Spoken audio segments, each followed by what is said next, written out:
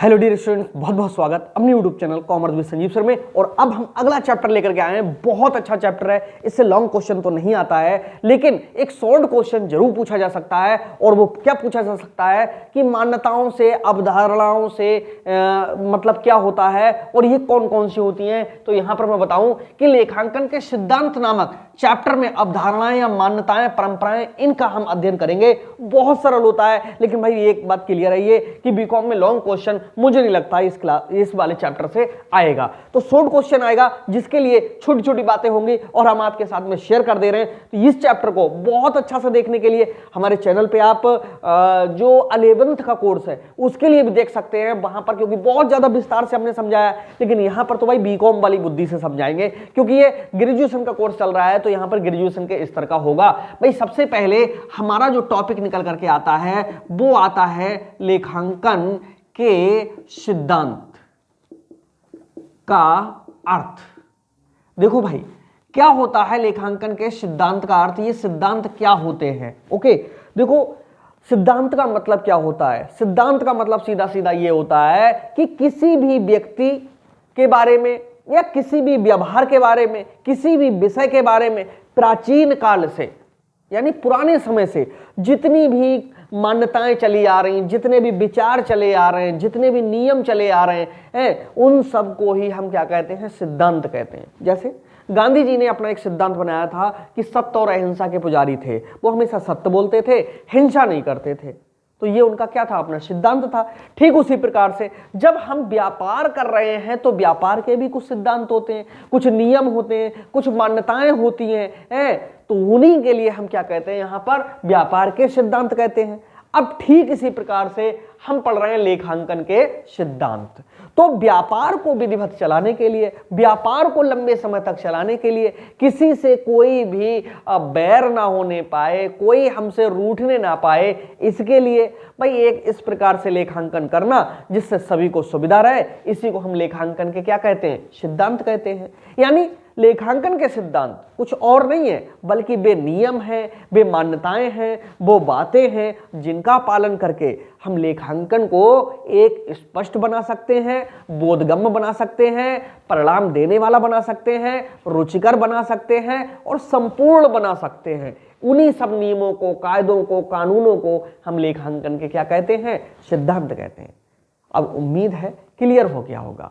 यानी लेखांकन के सिद्धांत से आशय उन बातों से है जिनका पालन करके लेखांकन को पूरा किया जा सकता है, और वो चीजें प्राचीन काल से ही चली आ रही हैं, इसलिए वो एक नियम बन गए हैं और उन्हीं का पालन करते हुए हमको आगे बढ़ना है। तो आइए शुरू करते और समझाते हैं। देखो किताब में तो कम से कम बहुत ज्यादा दिया हुआ है, लेकिन पेपर में जो मैं बता रहा हूं उन्हीं में से एक आध सिद्धांत, अवधारणा, मान्यता ये निकल करके आएगी। अच्छा, सिद्धांत के बाद अवधारणा क्या होती है। अवधारणा का मतलब सीधे सोच से लिया जाता है, सोच का मतलब थिंकिंग से लिया जाता है, थिंकिंग का मतलब सीधा सीधा उन बातों से लिया जाता है जो प्राचीन काल से करने या ना करने से पैदा हुई हैं। जैसे एक धारणा होती है कि भाई पहला लेन देन करेंगे सुबह का तो भाई कैश से लेन देन करेंगे। आपने देखा होगा, सुना होगा कि सुबह सुबह किसी दुकान पे जाते हो और आप कहते हैं उधार दे देना, तो वो मना कर देता, भाई अभी देखो अभी बोनी नहीं हुई है, यानी अभी कैश नहीं आया है, अभी चाहे 1 ही रुपए से लेन देन करो।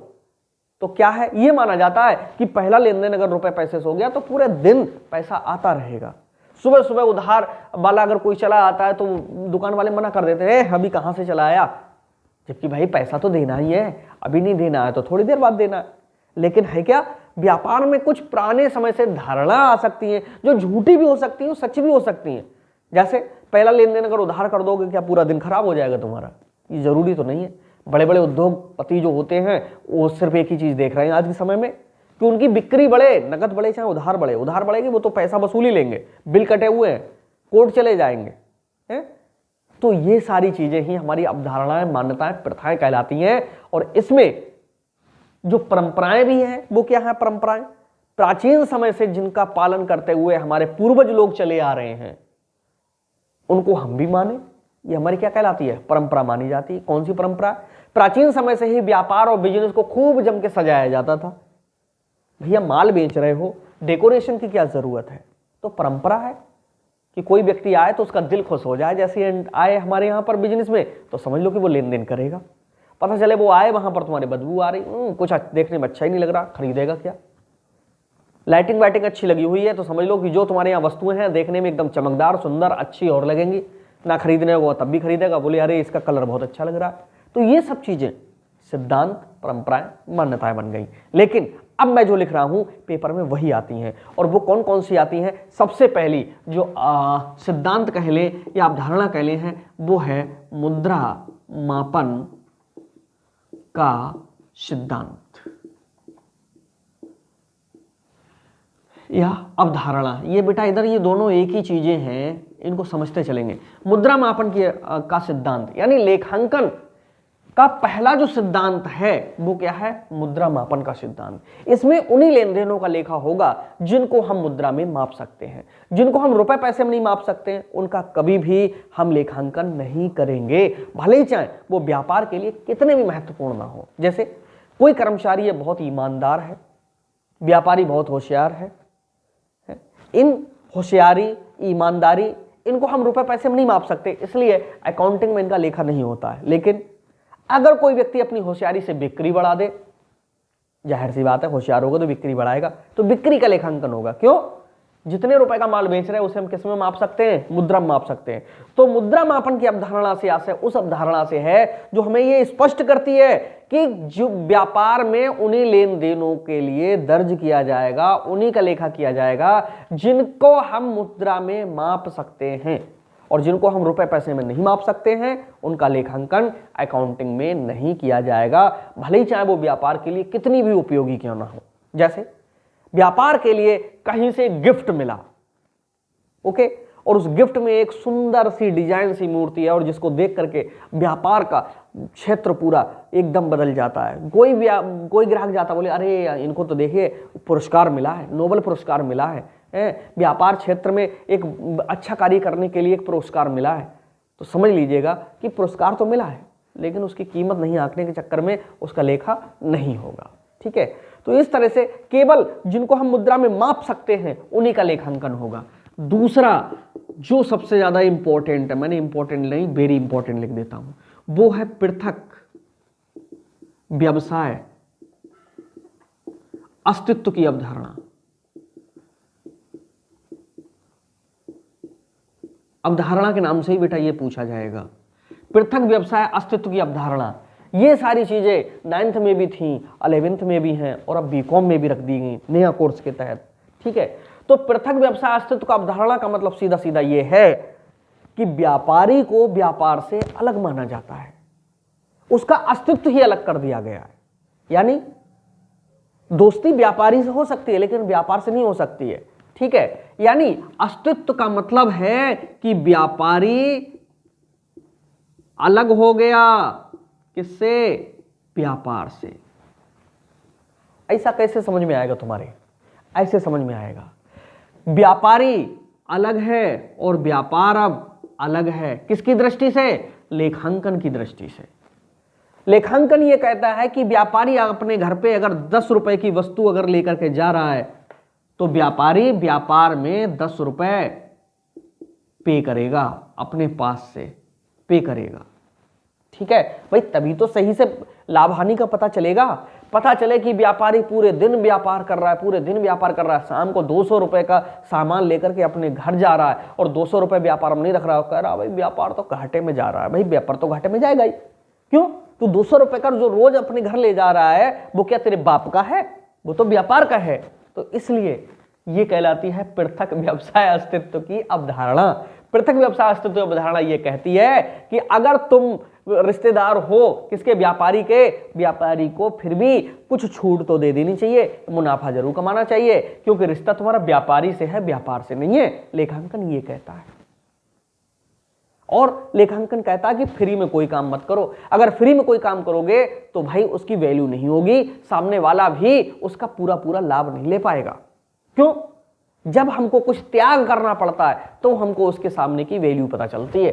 जब तक हम त्याग नहीं करेंगे तब तक हमें कोई वैल्यू पता नहीं चलती है। इसीलिए अधिकांश रूप से मुफ्त में मिलने वाली चीजें, सारी चीजें अच्छी नहीं होती हैं। जब तक हमको कोई त्याग नहीं करना पड़े, हमको कोई चीज देनी नहीं पड़े, तब तक हम उसकी महत्व नहीं समझते, हम उसकी वैल्यू नहीं समझते, चाहे वो कितनी भी अच्छी क्यों ना हो। जैसे आपने देखा होगा, सरकारी हॉस्पिटल में जाते हो, 1 रुपए का पर्चा बनता है, लेकिन धारणा क्या रहती है, पता नहीं डॉक्टर देखेगा भी नहीं भले ही चाहे वो बेचारा पूरी जान निकाल करके रख दे। वो कह दे कि ये मिर्चा मत खाना, तेल मत खाना है, ये चिकना चोपड़ा मत खाना। अरे 1 रुपए की तो दवाई मिल रही, आज तो खा ही लें। वहीं पर तुम जाते हो एक प्राइवेट डॉक्टर के पास में जिसकी फीस 600 रुपए, वो कह दे कि 1 घंटे में केवल 20 बार सांस लेना, तो सोचोगे भाई अगर 600 रुपए का पर्चा है, भाई 20 बार बताया, 18 ही बार लो, पता नहीं इसमें कौन सा फायदा हो। तो ये धारणा होती है। तो ये चीजें हमारी सब व्यापारी और व्यापार को अलग करती हैं, ठीक है। तो ये कहलाता है पृथक व्यवसाय अस्तित्व की अवधारणा। और एक एग्जाम्पल हम देते हैं, जैसे मैं व्यापारी हूं या मैं ये क्लासेस चला रहा हूं, क्लासेस अलग हैं, मैं अलग हूं, मेरे खर्चे अलग हैं, क्लासेस के खर्चे अलग हैं। अब यहां पर चला रहे हैं, जितना स्टाफ है कोचिंग का खर्चा है, जितना हम रेंट दे रहे हैं कोचिंग का खर्चा है, यहाँ पर जितनी इंक खर्च हो रही कोचिंग का खर्चा है, यहाँ पर जितना पेन खर्च हो रहा है, नेट खर्च हो रहा है, मशीनें चल रही हैं, कैमरे चल रहे हैं, वो सब कोचिंग का खर्चा है। और आप हमारे मित्र बनकर के हमारे यहाँ आ जाते हो, ओके, पढ़ते नहीं हो, केवल मित्र बन के हमारे यहाँ आ जाते हो, और इसी स्थान पर बैठ करके हम तुम्हारे साथ में 500 रुपए का चाय पानी नाश्ता करते हैं। वो किसका खर्चा है? हमारा खर्चा है, कोचिंग का खर्चा नहीं है। अगर आप कस्टमर बन के आ जाते हो, आप स्टूडेंट के रूप में आ जाते हो, तो वो खर्चा किसका है? वो कोचिंग का खर्चा है, फिर वो हमारा नहीं। आपके साथ में खाएंगे पिएंगे फिर भी, लेकिन वो किसका माना जाएगा? व्यापार का माना जाएगा। तो इस तरह से व्यापारी और व्यापार दोनों के जो लेन देन होते हैं अलग अलग होते हैं। अगर ये चीज समझ में आ गई होगी तो कॉमर्स का एक बड़ा पार्ट समझ जाओगे, इसलिए इतना देर लिया इसको समझाने में। ओके, समझ गए कि व्यापारी और व्यापार दोनों में अंतर होता। अब तुम्हारा कोई रिश्तेदार अगर व्यापार कर रहा हो तो एक बात मत उस पर प्रेशर मत डालना कि वो मुनाफा ना ले, भैया उसको अपना व्यापार चलाना है, ठीक है। उसको अगर आपको अच्छी सेवा देने हैं तो समझ लो कि भाई थोड़ा सा मुनाफा उसे कमा लेने दो, ठीक है। चलिए तीसरे नंबर पे होता है, जो लोग हमसे जुड़ना चाहते हो उनके लिए 9719811101 ये ऑफिस का नंबर है। ओके, 97-198-3 जो लोग प्राइवेट क्लासेस लेना चाहते हो वो हमसे संपर्क कर सकते हैं। हमारे यहाँ पर पूरी कॉमर्स की टीम लगी हुई है, और जितना अच्छा यहाँ से और जितना सस्ता तैयार किया जा रहा है शायद पूरे यूट्यूब पे नहीं मिलेगा ऐसा, ठीक है। विश्वास के साथ आप लोग जुड़ना चाहो तो जुड़ सकते हो।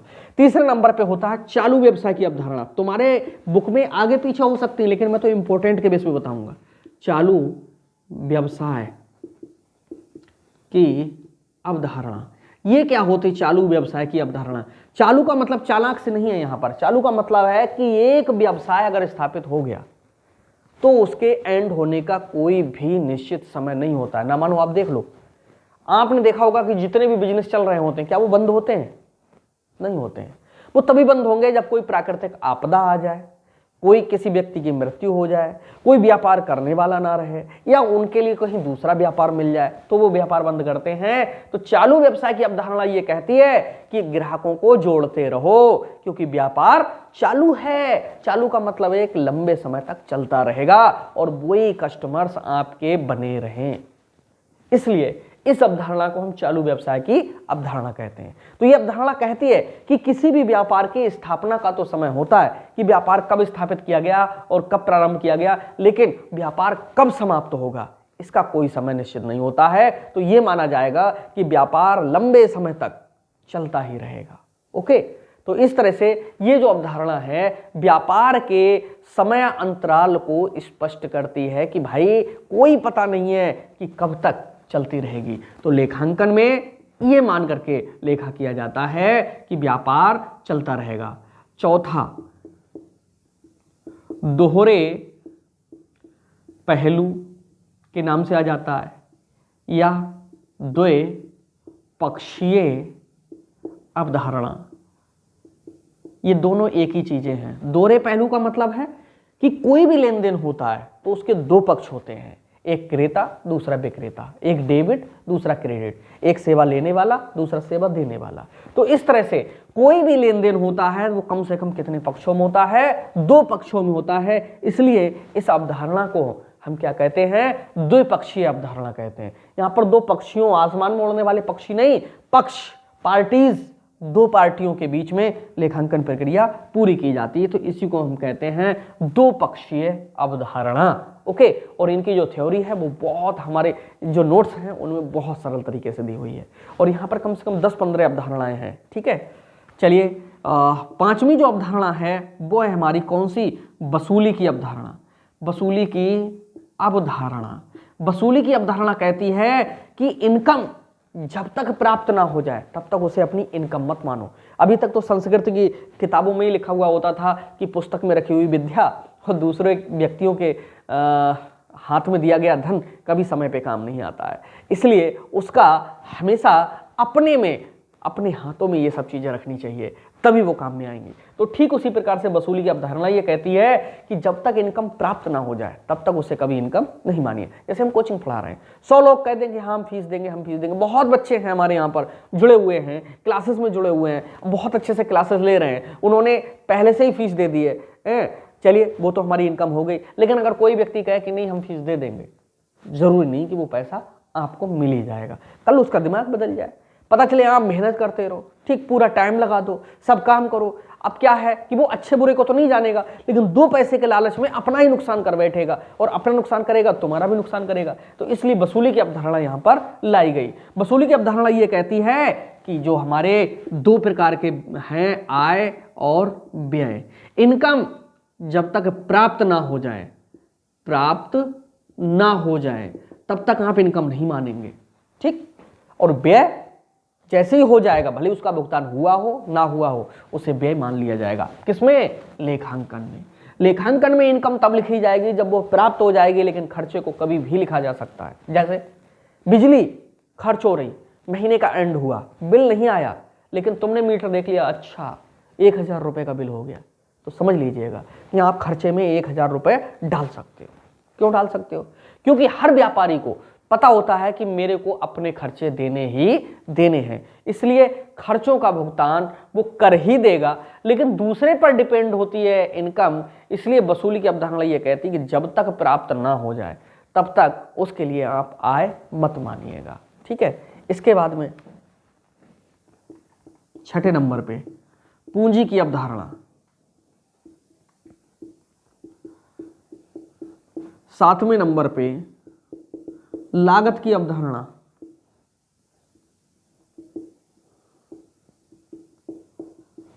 8वें नंबर पे लेखांकन अवधि की अवधारणा,